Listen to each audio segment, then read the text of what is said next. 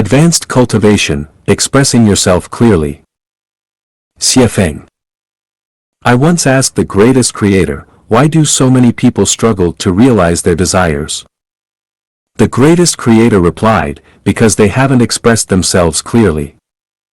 After returning from the non-material world, I continued to observe people's situations and found that the greatest creator's words were indeed accurate. When we complain that our desires are unfulfilled and blame the greatest creator, we often fail to realize that we haven't expressed what we want clearly. First, we haven't made it clear where we want to go or what we truly need. Our hearts change constantly with time and our surroundings, sometimes even shifting several times a day, making it impossible for the greatest creator to assist us.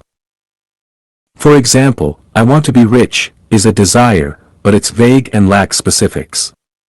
What kind of wealth are you looking for? To what extent? Is it material wealth, or spiritual and inner richness? What's the standard of rich for you?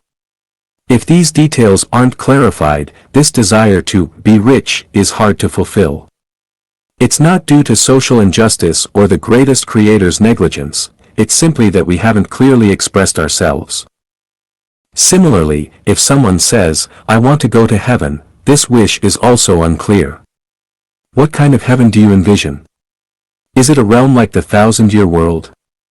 Or perhaps the 10,000-year world? Or something like the Celestial Islands continent?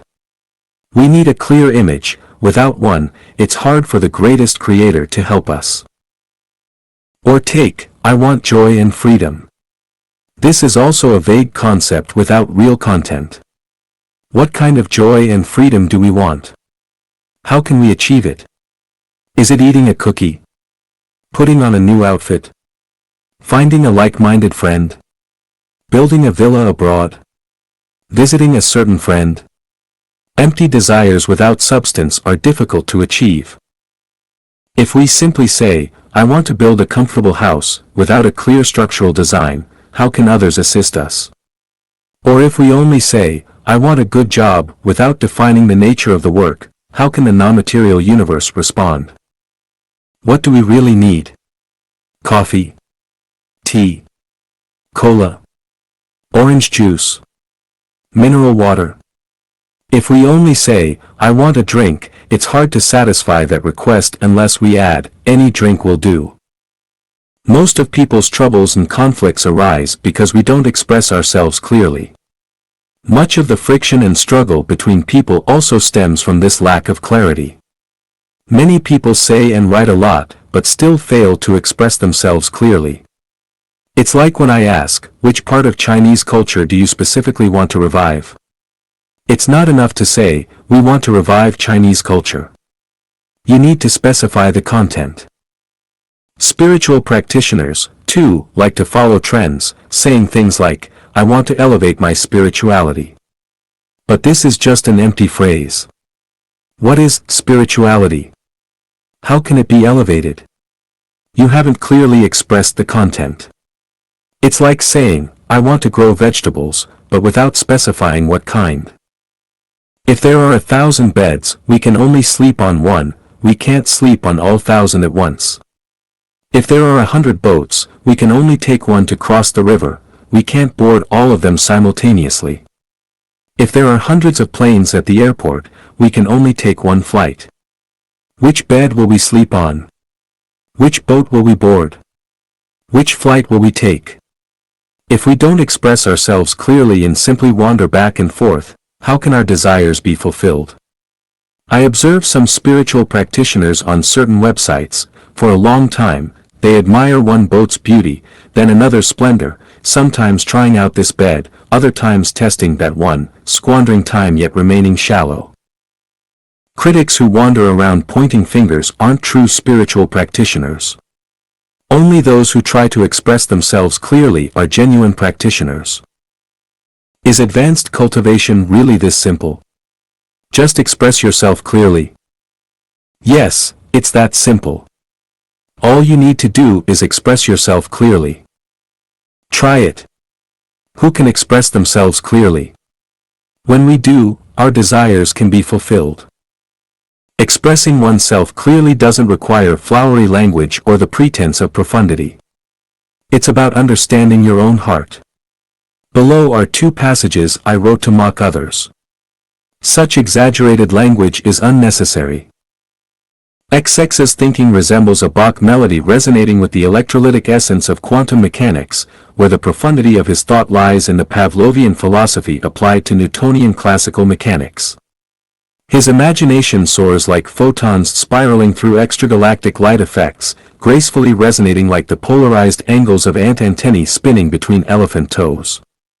His insights from cosmic ontology transcend ordinary perception, traversing the limitless horizon of the universe, blending the principle of form and emptiness with the exquisite coupling resonance of auditory mathematics. His greatness in smallness is captured in the perfect realization of the unity of heaven and humanity, manifesting in the atomic explosion's singular mushroom cloud within Einstein's mass-energy equation. The analytic functions of universal formulas apply to the synthesis of causality in quality-quantity transformation laws, as the grandeur of smallness surges like ocean waves freezing in the moment an eagle spreads its wings.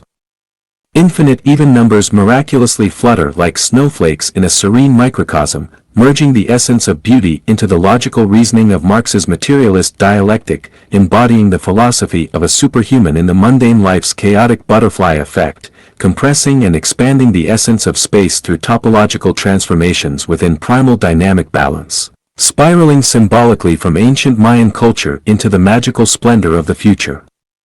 It folds the marvelous transformations of reality into the profound rules of mind projection, surpassing all skills, transmitting the philosophical insights of past and present across the structure of the cosmos. Phenomena are the spatiotemporal reflection of essence, the actual manifestation of emptiness, a projection of self-nature in the material world. Through introspective observation and awareness, the world of phenomena reveals itself fully. The essence of phenomena is emptiness, utterly devoid of substance, reflecting the nature of phenomena. With no duality in mind, no 2 intentions in body, the mind is the spiritual source of self-nature, the origin of thought. The brain, a vessel of chemical reactions between inner and outer worlds, reveals the conscience of self-nature through the mind, disclosing the world of self-nature upon introspection. By creating our reality from cosmic essence, the reality we experience is a conscious reflection of our subconscious within emptiness. When meditation and introspection harmonize perfectly, reality emerges. The maximization of self lies in egolessness. The optimal path to refining the self is through the projection of awareness. The material world reflects egolessness, a phenomenon shaped by the desires of self-nature within the essence of emptiness. Only by grasping the essential properties of emptiness can we elevate the beauty of the mind to the highest realm of material reflection. Form mirrors the soul of emptiness. Emptiness is the natural essence of form. The method of ultimate awareness lies in transforming form into emptiness, understanding form through introspection atop the peak of the soul. The essence of love is the holistic projection of sexuality, aligned with the natural law of the Tao. The universe's essence is an unrestricted expansion of love within nature's bounds. When a tiger devours a fawn, it reflects self-nature's ultimate conquest within the realm of love. Beauty's principle lies in the absoluteness of love, with absolute beauty embedded within the unconscious awareness of relative beauty. Relative beauty is love concealed within the deep structure of appearance. When the mind's supreme beauty ascends into the boundless compassion of cosmic unity, beauty radiates an irresistible allure. The extraordinary lies within the awareness of the ordinary. Extraordinary skills in life harmonize biological and psychological attributes in a logical, natural competition. As chemical properties of life evolve with physical qualities, the extraordinary potential within the ordinary erupts. These passages are intentionally exaggerated and empty. Articles that appear flowery and profound like these, in fact, fail to express anything clearly. Although we can learn from others' wisdom and experiences, there's no need to waste time and energy on writing that doesn't express itself clearly. The more we read and study such writings, the more confused our thinking will become, and the deeper we'll sink into the illusion of word games.